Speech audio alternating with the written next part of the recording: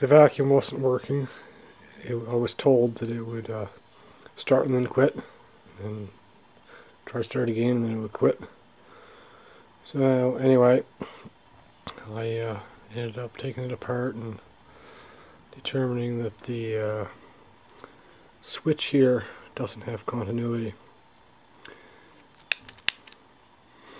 So what I'm thinking of doing is to drill those rivets out and take it apart and see what's going on inside.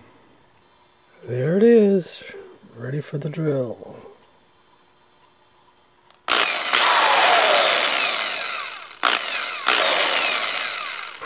There, it's apart. I'm not really familiar with how that works, so I'll have to take it apart carefully and look at it a little more closely. Well, that piece there is supposed to look like that piece down there.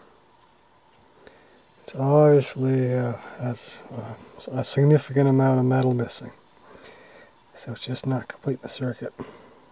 What I'm going to try to do now is to see if I can make that piece into what the other piece was before it was worn out.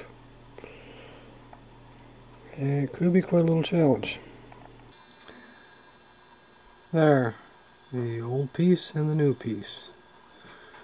The gauge in the new piece isn't quite as heavy, but it's worth a try. Off, and on is that way.